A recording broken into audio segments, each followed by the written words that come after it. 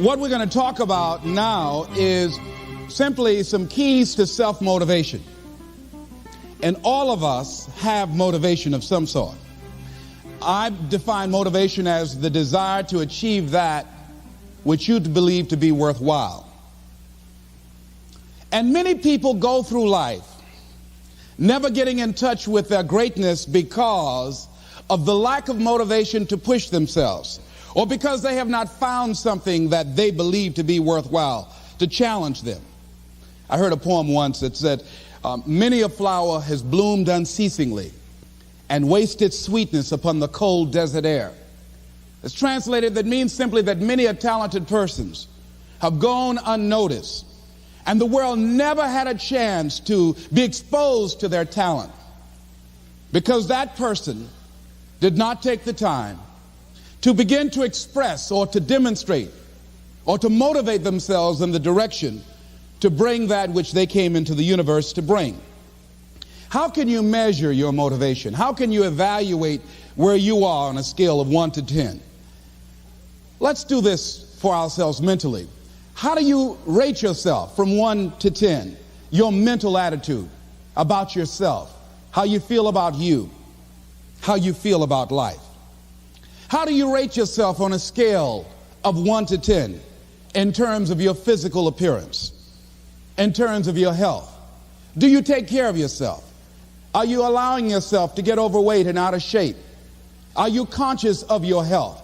Are you watching the food that you take into your body?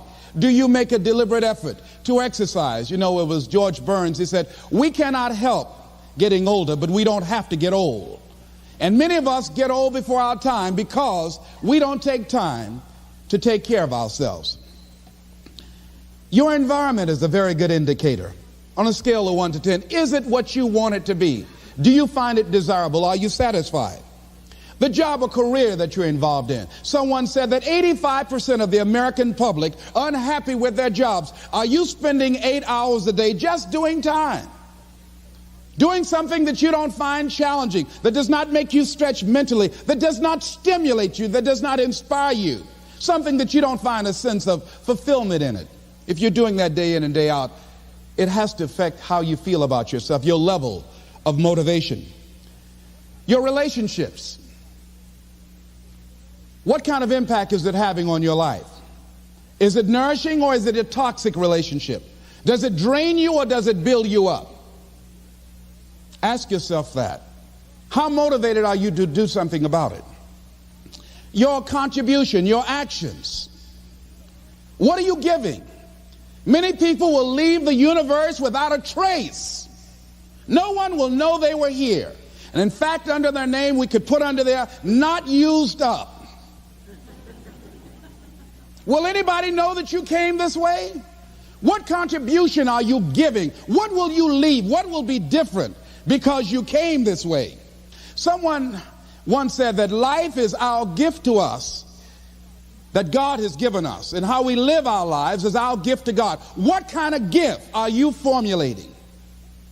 Is this a gift that you like to take back and do something else before you turn it in? Think about that. What can we do? What are some of the keys that we can begin to use to motivate ourselves when our batteries run low? Because I don't care who you are, I don't care what you do, at some time you are going to get tired. At some time you're going to get in a rut. Seem like nothing you do works out right. And sometimes it just seems like you just don't have the wherewithal or the will to do anything. That sometimes you act like you're punch drunk. You're just wading through life, just doing time day in and day out, looking at non-discriminatory television, anything that's on, just looking. And depressed, feeling powerless, feeling useless, and bored. What do you do? How do you get yourself out of a rut? How do you, when you know you can do more than what you've been doing and you're not doing it and you're discontent with where you are, you get angry at yourself. How do you get out of that rut? How do you motivate yourself? One of the things that we must do is that we must be involved in working on achieving self-mastery. You must work on yourself continuously. Never be satisfied with yourself. Always know that as you invest the effort and time on you, that's the greatest ability that human beings have above animals. See, a dog can't be anything but a dog. Tree can't be anything but a tree. Human being, you've got unlimited potential. You can put effort on you, and by concentrating on you and developing you, you can transform your life wherever you are right now. So you want to work on yourself. You want to read books that inspire you and motivate you. You want to listen to tapes over and over and over again. And I suggest that you listen to tapes when you first get up in the morning. You want to control the spirit of your day. When you first wake up in the morning, your mind is operating at 10.5 wave cycles per second. That's when the subconscious mind is most impressionable. Whatever you hear in the first 20 minutes when you wake up, that will affect the spirit of your day. When you listen to tapes, listen with relaxed belief. Believing that this can happen for you. And by listening to them, listen to them over and over and over again, and you will get a breakthrough. You can listen to the same tape for months, and all of a sudden you hear something you never heard before. It have a special meaning for you. Or read the same book over again, and you find some special insight. You said, I can't believe I didn't see that the first time. So you want to be involved in developing yourself. Most people won't do that. Most people won't take that kind of effort and invest that kind of energy in themselves because they will fall prey to that conversation within. Oh, don't do that. You don't have time. You're too busy. You're too caught up in the rat race. Most people won't do that. Well, they won't take time to go to lectures. They won't take time to go to seminars. They won't take time to go to classes to improve themselves. And as you continue to work on yourself, you will begin to expand your vision of yourself. You begin to work towards self-mastery, and you will begin to see it reflect itself in all the dimensions of your life, your mental life, your physical life, your social life, in your relationships, your monetary life. So concentrate on developing yourself, because if you don't, I guarantee you that you will make a settlement, and most people have, and most of us already have. What kind of settlement have you made with your life? You know, when we make settlements, out-of-court settlements, you've heard them, that means that you decided to take something less than what you originally wanted to get had you gone into court. And the reason that you settled outside of court is because you didn't believe that you can get it. So you made an out-of-court settlement. Many of us are making in-life settlement. We're settling for less than what we actually deserve. We don't feel good about it, but we make it work in our minds. We'll come up with some kind of excuse to make it all right. What kind of settlement have you made with your life?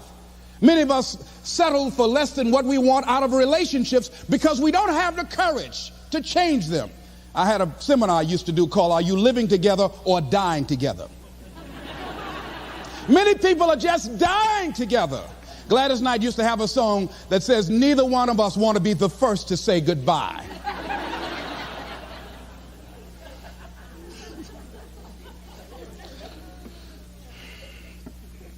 The next thing is, in order to begin to find some keys to self-motivation to drive yourself, in addition to working on yourself, and as you work on yourself, you feel good about yourself, and as you feel better about yourself, you treat yourself differently. Develop a health plan. See, you can't feel well and do well if you don't have good health. You can't perform if you don't have your health. Your health is valuable. Develop a health plan. A plan that you will follow, because this is the only vehicle that you have to carry you through this experience called life. And you want to take good care of it because you love you enough. You care enough about you. And that's not easy. It is not easy having a health plan and sticking to it. But you're worth it doing it again and again and again. I have lost 22 pounds several times. I always do it. I love potato chips. People who know me know I love M&M peanuts. I love peanut butter and jelly sandwiches. I love my mother's sweet potato pie. I love this.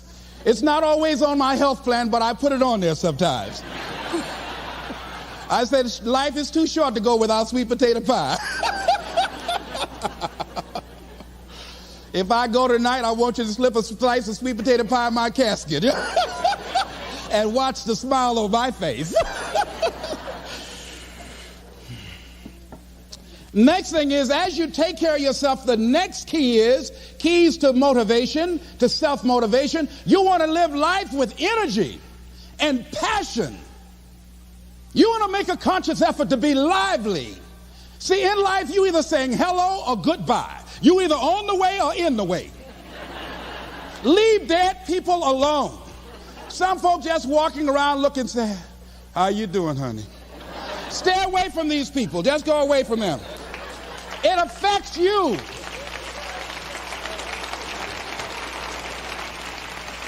You want to smile. You want to be happy. You got a lot to be thankful for. But you watch some of the faces around you every day. And I tell you, some of these faces, they will put you in a depressed state of mind. So you want to avoid these kind of faces. When you see them coming, turn your head. Next thing is that you want to monitor your inner conversations. The things that you say to yourself.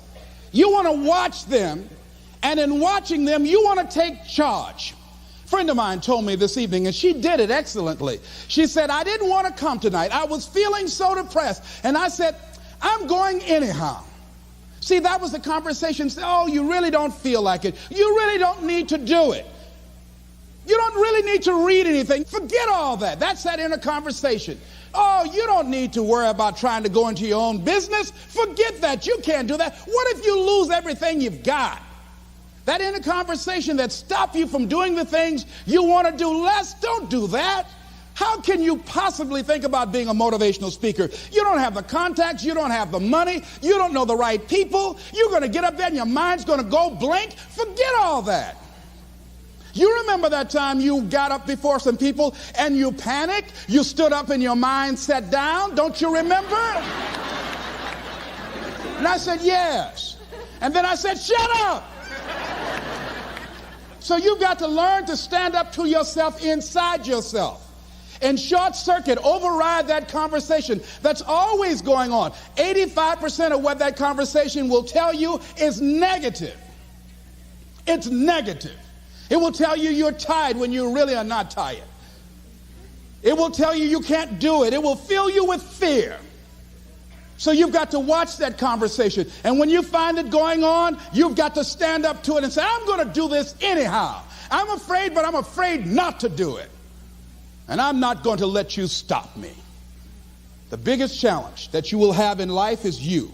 There's an old African proverb that says, if there's no enemy within, the enemy outside can do us no harm. The next thing that is a key to self-motivation is that you've got to ask yourself, what do I want out of life? What do you want out of life? What do you want out of a job? What do you want out of a career? What do you want out of a relationship? What do you want? What gives you your life? How will you know when you got it? What will make you happy? You need to know. You need to start asking yourself some questions. What do I really, really, truly want? You need to be exact about that. Don't be vague. Oh, I just want to be happy. That's too vague. What will make you happy? How will you know when you got it? Zero in on it. Be exact. Be specific. And as you do that, that will stimulate that superconscious mind or the reticular activating system of your mind that will begin to find those things, to identify with it. And once you begin to determine that which you want, take the time to write it down.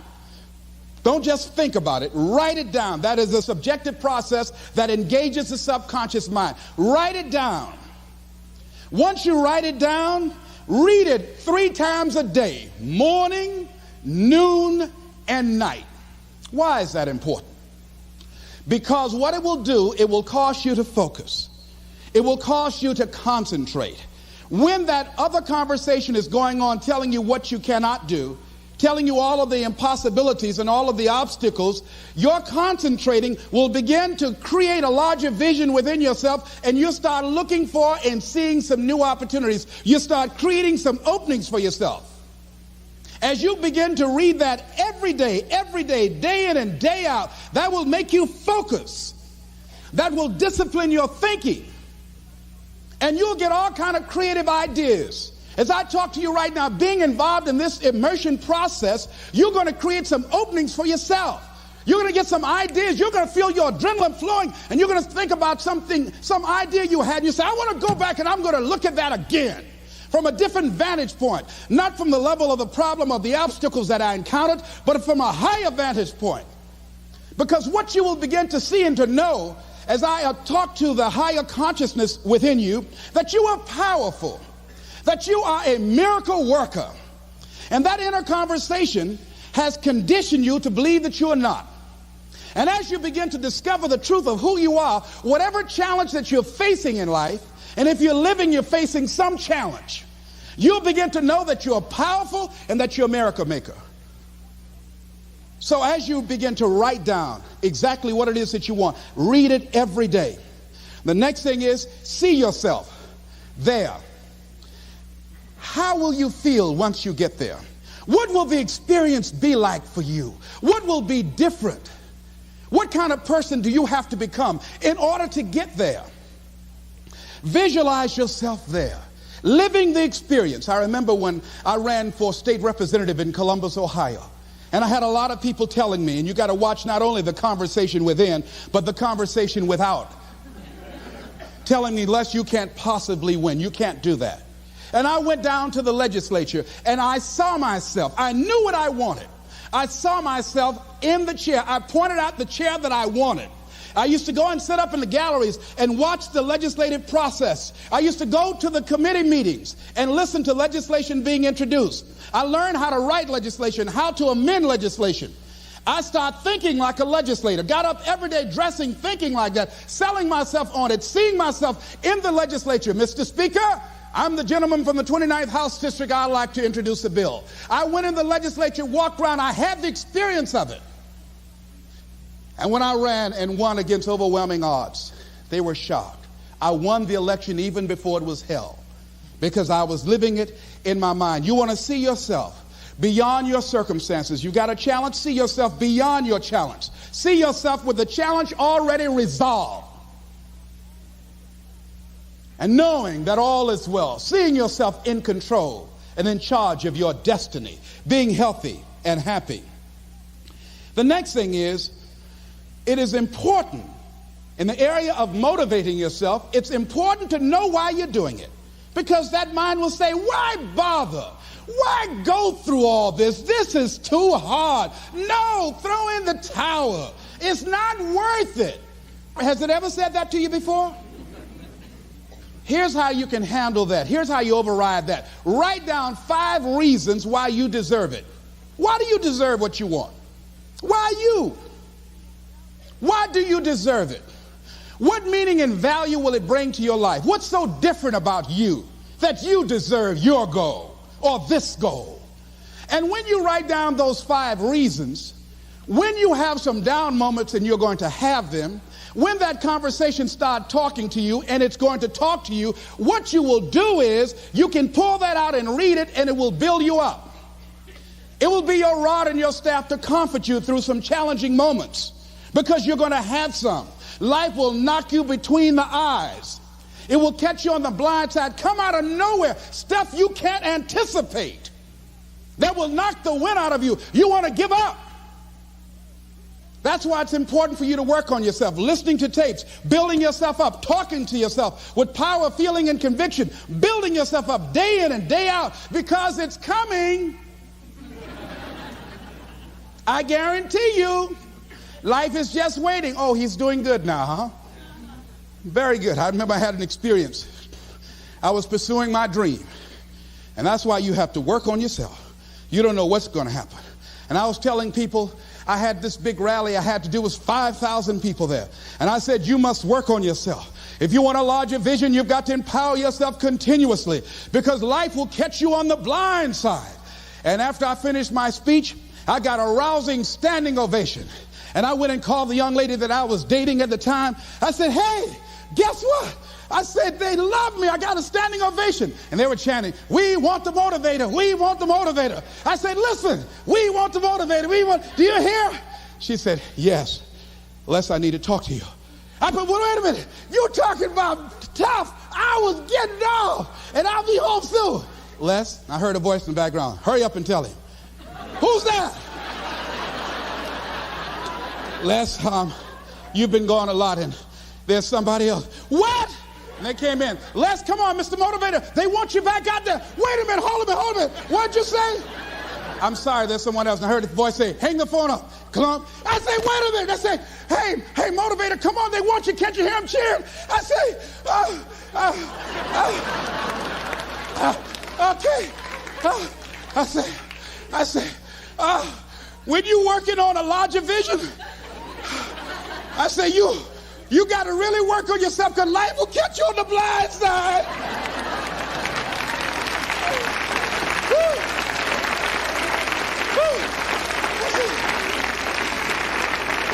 I said, you better be ready. And you better make sure you want it because it'll make you cry. And somebody said, the Spirit is on him. Thank you, thank you, thank you, thank you. I was talking till they started blinking the lights.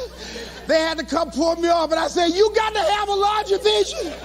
You make sure, wait a minute, you make sure you work on yourself. They said, come on, Mr. Brown, come on. Yeah. I went back to my hotel room, and loneliness and heartbreak was sitting on the bed, said, are you coming in now? Do you have your larger vision now? How's your positive attitude? Say, get on in here. Are you still breathing? Shut up. No, you want your gold? No, I don't want this gold now. I don't. Life will wear you out. You'll be saying, no, I can't, and no, I won't.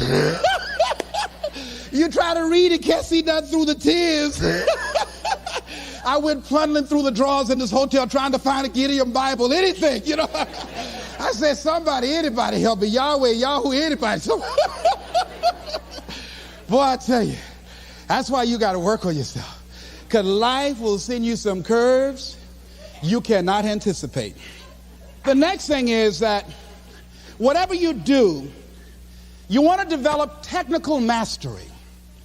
You want to be the best at what you do. You want to master it.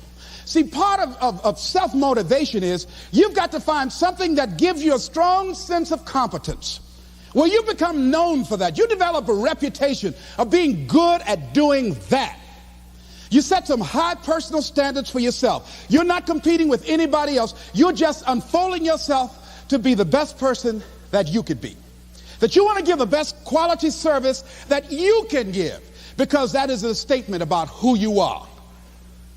The other thing that's the key to self-motivation is recognize the fact that you're going to get into some slumps. Recognize the fact that you're going to encounter a great deal of failure in life. It goes with the territory. But in the face of that, you want to be relentless.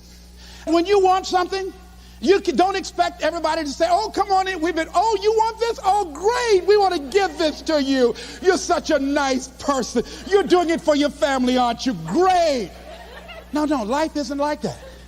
No, many doors will be closed in your face. Many loans that you will want. And they'll say, no, you don't have enough collateral. You don't have enough credit. And most people will give up. But you've got to decide that I'm going to be fearless. I refuse to be denied. And I'm going to go all out. I'm going to be relentless. I don't care how many no's I encounter. I like something Isaiah Thomas said when he's getting ready for a basketball game. He said, I'm going to either shoot us in or shoot us out, but I'm not going to not do anything. And that's the way to go. You can't make a basket unless you shoot the ball. You can't hit a home run unless you take a swing at it. Most people won't even take a swing. Well, I probably won't make it anyhow. That's the conversation within. They probably won't give it to me anyhow. If you want something, you've got to be relentless. You've got to decide, I deserve this, and I'm going to have it. And you go all out to get it. that drives you. The next thing is that when you want something out of life, you've got to be willing to go into action. Don't wait around for things to be just right. Don't wait for things to be perfect. Don't wait for the ideal situation. It will never be ideal.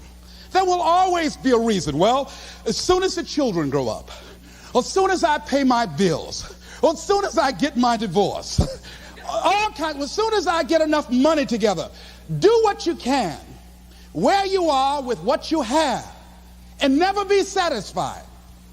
A lot of people never take a chance in life. They don't want to take any chances. They want the situation to be ideal. See, that's not walking by faith. That's walking by sight. If I can see it, I'll do it. No. That's a lot of people saying, if I can see it, I'll believe it. No. If you believe it, you can see it.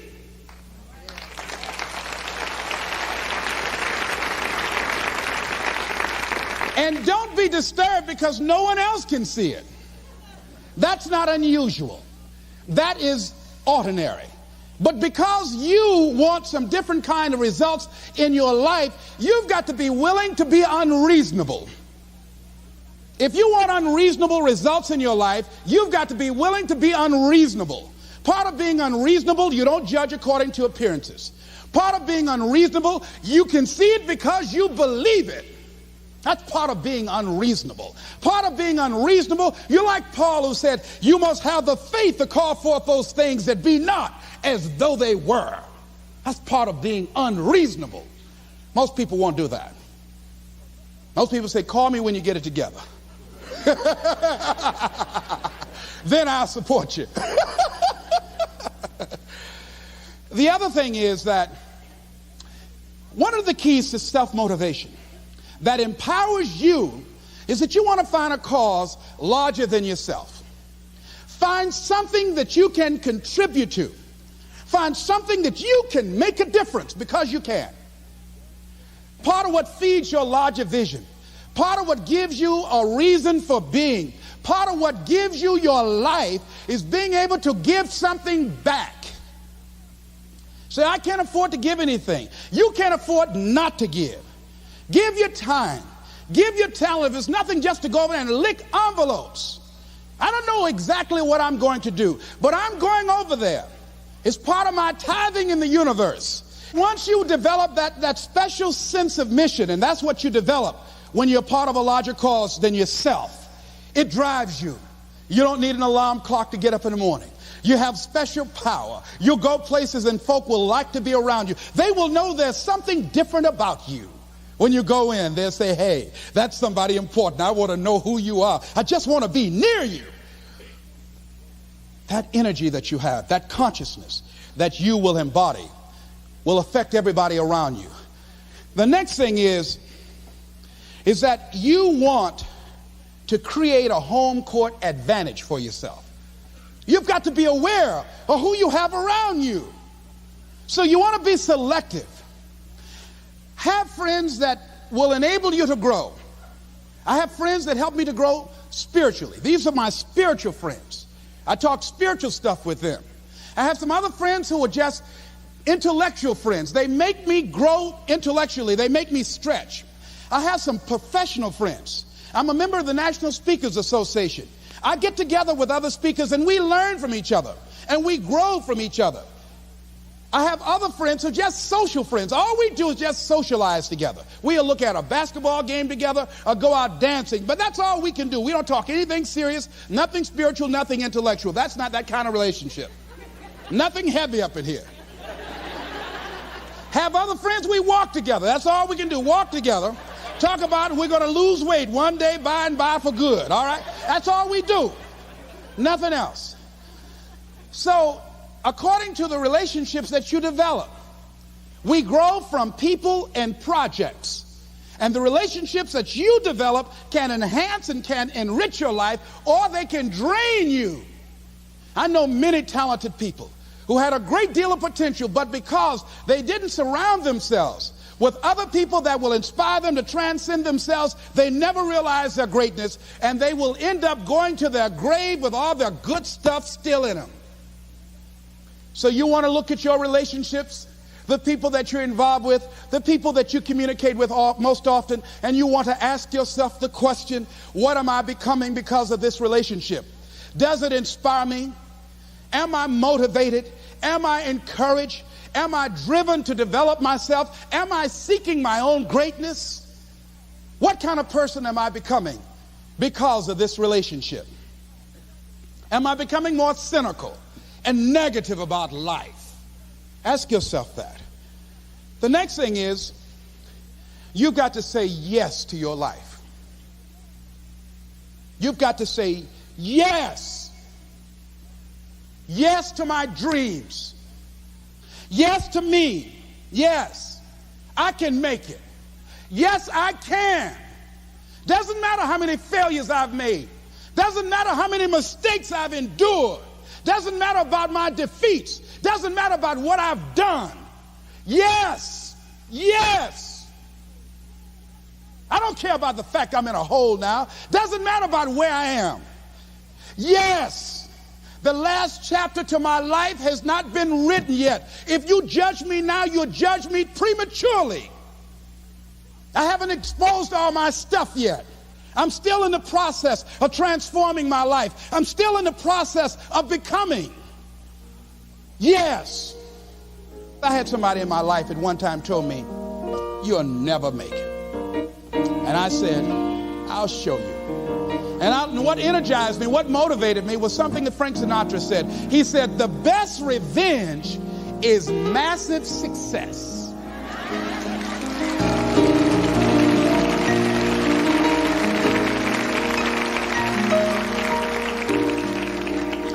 Show you.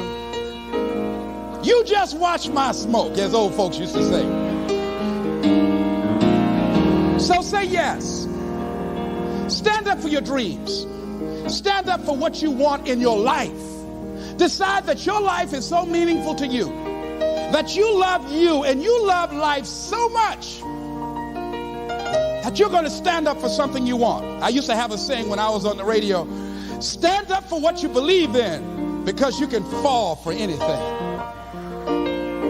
So what I say to you this evening, that you are powerful. You have miracle working power in your life right now. But you've got to work on yourself. You've got to develop yourself. You've got to talk to yourself day in and day out, selling yourself on you and on your potentials. And you've got to know that you are worth all of your effort. And that the key to your motivation, as you get a larger vision of yourself, is to know that you have something to give. Is to know that you have a reason for being in the universe at this point in time. I want you to stand up for your life right now. Anybody want to stand up for your life? Stand up for your dream? Stand up for your dream.